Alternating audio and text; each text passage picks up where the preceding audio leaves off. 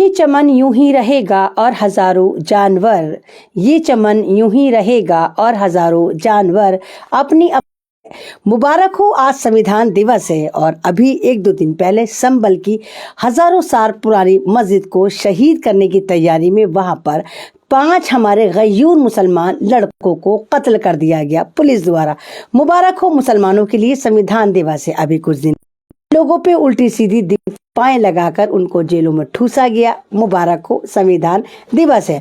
मुसलमानों को मुल्ला तो जिहादी तो आतंकवादी तो तू पाकिस्तानी, और शायद हो सकता है कि मेरे कमेंट के नीचे भी बहुत सारे ऐसे ऊट पटांग SMS उन लोगों द्वारा करे जाएं जिनका ना आज़ादी से कोई वास्ता, जिनका भारत की मोहब्बत से ना कोई लेना देना, जिनका संविधान से कोई लेना देना नहीं, लेकिन वो नफरती चिंटू लगातार आते हैं और अपनी नफरत परोस कर चले जाते हैं।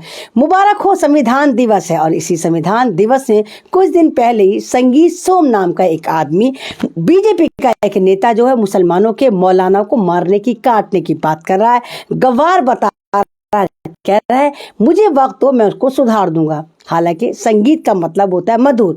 कुछ लोग कहते हैं कि अगर कोई डिप्रेशन में चला गया, बहुत ज़्यादा टेंशन में है, तो वो म्यूज़िक सुने।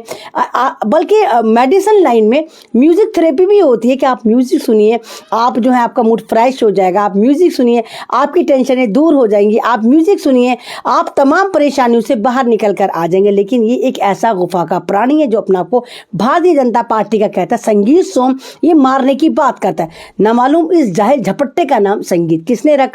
ये हमारे उलमाए दीन को, हमारे मौलवियों को, हमारे मदरसों को गालियां दे रहा, गंवार बता रहा। सुन बे चपड़ गंजू, तुझे शायद नहीं पता, मैं तुझे बताती हूँ। संगीत सोम नाम के पालतू, मुझे नहीं मालूम तो किसका पालतू है, तू हमारे मौलाना को गंवार बता रहा है। तुझे पता है जब आज़ादी हिंदुस्तान की तहरीक चली थी, जब तुम्हारे आका यानी अंग्रेज, जिनके तुम गुलाम हो, जिनके तुम पिट्टू हो, वो भारत को बर्बाद कर रहे थे, तो भारत की आज़ादी में सबसे ज़्यादा योगदान इन्हीं मौलानाओं ने दिया था। कोई ऐसा पेड़ नहीं था जिस पर फांसी नहीं दी गई हो।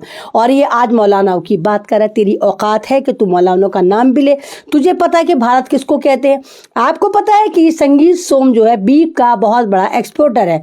मेरा मानना ये है कि अगर भारत में भगवा कलर बहुत रेपुटेटेड कलर है और भगवा एक मुकद्दस कलर माना जाता है हिंदू धर्म में, सनातनी धर्म में, लेकिन उसी भगवे को ये पहनकर नफरत की बातें करते हैं, मारने काटने की बातें करते हैं।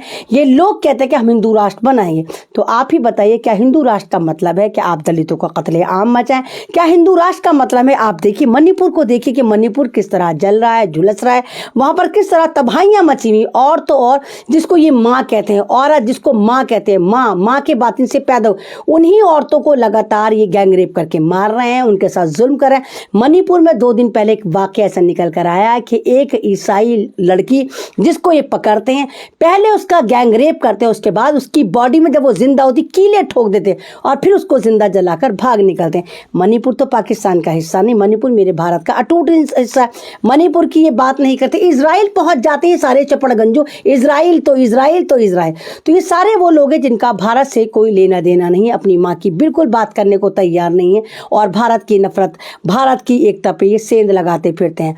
तो मुबारक हो, आज संविधान दिवस है, लेकिन ये संविधान भारत के लिए में मुसलमानों के लिए खड़ा नजर नहीं आता। आप देखिए लगातार किस तरह मुसलमानों के खिलाफ फैसले आ रहे हैं। पहले लोअर कोर्ट एकदम से फैसले दे देता है। संभल का हादसा ये बताता है कि 2 बाप बेटे जो नफरती चिंटू हैं, बाप पहले पिटीशन डालता है लोअर कोर्ट में, बेटा हलक फाड़ फाड़ के चिल्लाता है। संभल की हजारों साल पुरानी मस्जिद में यही होता है कि लोअर कोर्ट में पिटीशन डाली जाती है, लोअर कोर्ट तैयार बैठा हुआ होता है, फौरन उस पर संज्ञान लेता है और कहता है कि इसका सर्वे हो। 2 घंटे बाद उस मस्जिद का सर्वे शुरू हो जाता है और सर्वे के साथ आप देखिए फ्री में सारे चपड़गंजू नफरती चिंटू आते हैं और सर्वे की टीम के साथ जय श्री राम, तेल लगा के डाबर का, नाम मिटा दो बाबर का, जहां पर खुदा है वहीं खुदेगा। तो सर्वे टीम का एहतराम मुसलमानों ने क्या सर्वे टीम के साथ नफरती चिंटू फ्री में मिले थे जो मुसलमानों को प्रोवोक कर रहे थे, जो मुसलमानों को मारने काटने की बात कर रहे थे। और अभी भी सुकून नहीं है।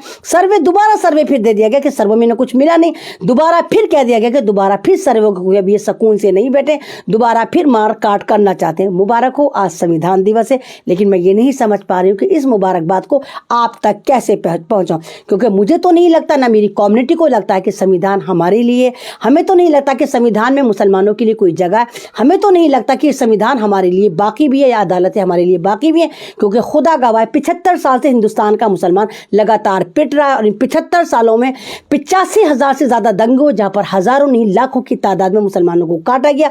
और इन 10 सालों में जब कहा गया कि देश आज़ाद हो रहा है, आपने देखा कि बारहवीं फेल बुलबुल ने कहा कि देश आज़ाद हो चुका है। इन 10 सालों में मुसलमानों के लिए एक चूरन तैयार करा गया जिसका नाम रखा मॉब लिंचिंग, या मुसलमानों को मारा गया।